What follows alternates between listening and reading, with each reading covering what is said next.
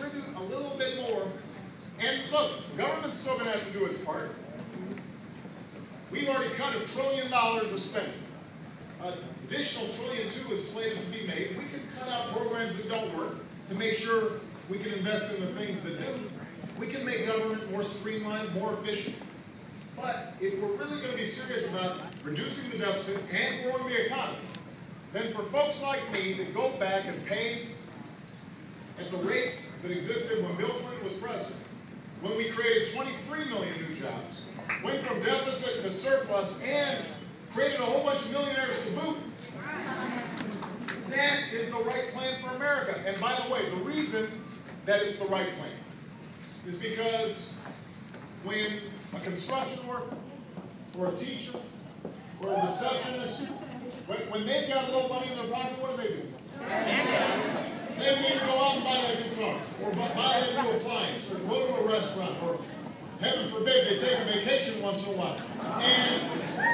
And so that means business has more customers, and they hire more workers.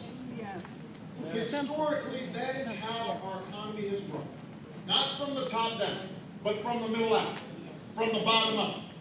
When we create opportunity for everybody who works hard to get ahead, this economy grows. That's the choice in this election. That's what I'm running for.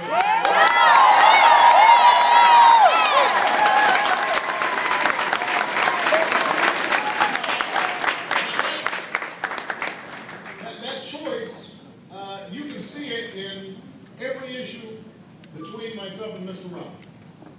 When the auto industry was on the brink of collapse, Governor Romney said, let's let Detroit go bankrupt.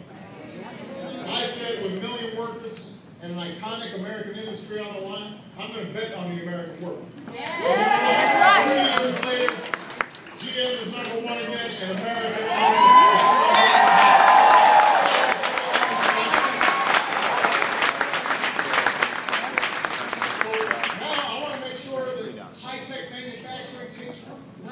China, not in Germany, but here in the United States. I want to stop giving tax breaks to companies that are shipping jobs overseas. That's right. That's right. Let's give those tax breaks to companies that are investing here in Chicago, investing in Pittsburgh. Let's create jobs here in the United States, hiring American workers, making American products, selling them around the world, stamped with 3 proud words: made in America.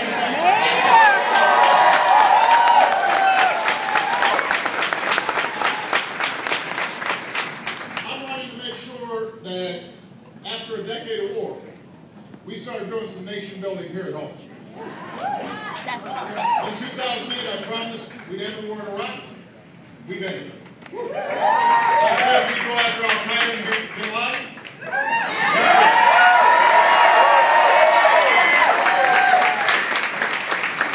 Now we're beginning to transition Afghanistan, making the Afghans more responsible for their own security, bringing our troops home. All of this is possible only because of the extraordinary men and women in uniform who protect our freedom every single day. But the question now is, what country are they coming back to? We want to give them a country full of opportunity. Now, part of that means making sure that we're doing right by them. And as long as I am commander-in-chief, they are going to get the benefits that they have earned. Because if you fought for America, you shouldn't have to fight for a job or a movie.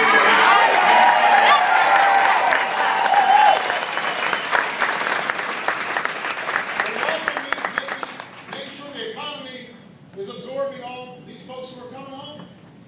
Which means I want to take about half of the money that we were spending on war, and let's start investing it here and rebuilding our schools, and roads, and bridges. Let's make sure that we're putting teachers back to work.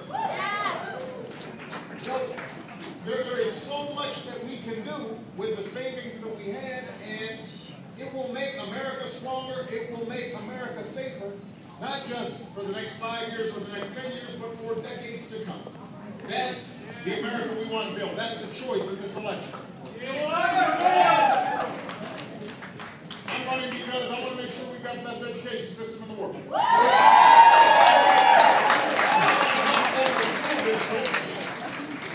I want to help local school districts hire and retain the best teachers. study math and science. It only gave 2 million more people the opportunity to go to community colleges to get trained for the jobs that businesses are hiring for right now. And I want to make sure, building on the work that we've already done, that we make college affordable. Not only by making sure that we continue to expand our efforts in Pell Grants and student loans, but also that we're making sure that colleges and universities are keeping their costs down. Because higher education is no longer a luxury, it is an economic necessity in the 21st century.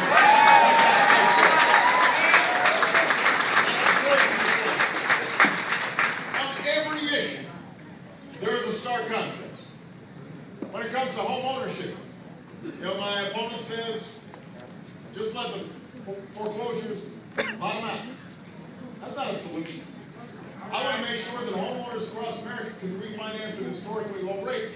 Save $3,000. How many people here can use an extra $3,000? Strengthen the housing market and put money in people's pockets that will make the economy stronger.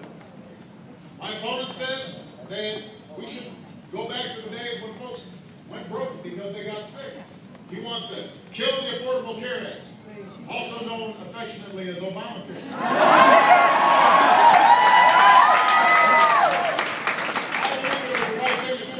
Young people to be able to stay on their parents' plans. I think there's a way to make sure that folks without pre-existing conditions are able to get help. The seniors get discounts on the prescription drugs. I think it's the right thing to do for everybody to be able to get preventive care, including women who can have some control over their own health care decisions.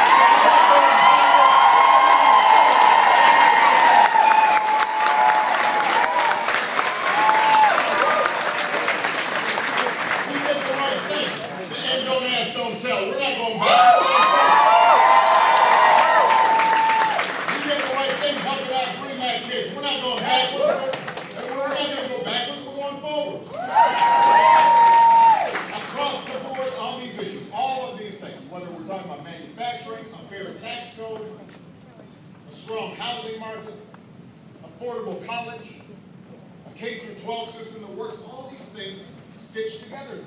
It has to do with how do we create security for middle-class folks and how do we create ladders of opportunity for everybody. That's how we've always grown this economy.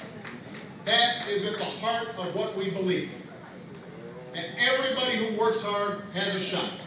That everybody gets a fair shot, everybody does their fair share, everybody plays by the same set of rules. A belief that we are in this together, that we are not all alone. That is the vision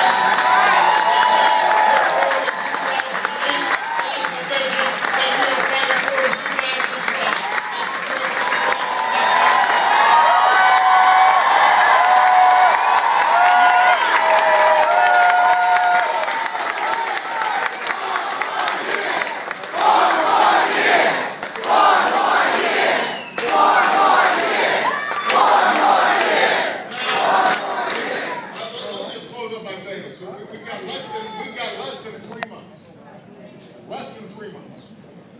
That goes by quick. And as you get older, as you get to be like 51, it goes by even quicker. And during this time, we will see the other side spend more money through these super PACs than we've ever seen, ever. I mean, they are writing $10 million checks. They are just cranking it out. If you live in a battleground state, you cannot get away from their advertising. Now, the reason they have to advertise like this is because they know their economics theories don't sell. They know, we didn't get amnesia. We remember trying what they're selling. So they're basically just going to repeat over and over again, the economy's not good, and it's Obama's fault. They'll have variations on the theme, but it's the same. Over and over again. Now that may be a plan to try to win an election, but it's not a plan to create jobs. It's not a plan to strengthen the economy. It's not a plan to revive the middle class. It's not a plan to make America strong. it feeds into the fear, the cynicism that so many Americans feel about Washington. But it's not a plan for hope. Nope. It's not, it doesn't capture America at its best. A big, bold, generous, optimistic America. And so the good news is we've been outspent before. I've been counted out before. All right. But what has always given me faith, what's given me hope, Go to church. what's given me confidence, is you. It's all of you. Yeah. It's the fact that when the American people come together, they cannot be stopped. That's right. When people call power is harness, when you guys are out there knocking on doors, making things happen, you can't be stopped. So I'm going to need your help. All right.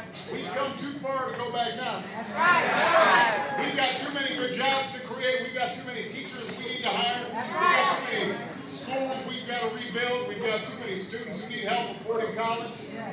We've got too much homegrown energy that we've got to generate. We've got more troops we've got to bring home. We've got more doors of opportunity that we have to open. And that's what's at stake. And so I am not just asking for your vote, I am asking for your work. All right. I need your help over the next 3 months. I don't need you just knocking on doors. I need you to make phone calls. I need you to talk to your friends. I need you to talk to your neighbors. I need you guys to load up and go over into Iowa, a battleground state. All right.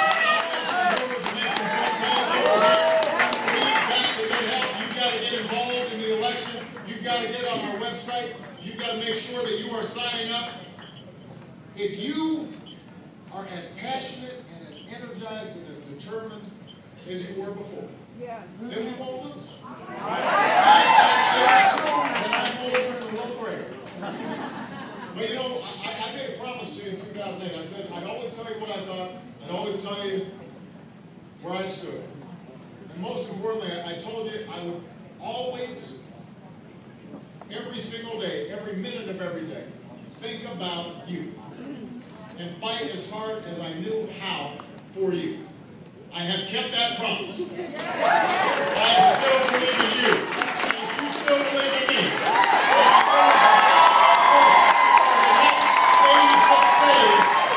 we will not just win this election. We will finish what we started and unite the world just like this. United States of America.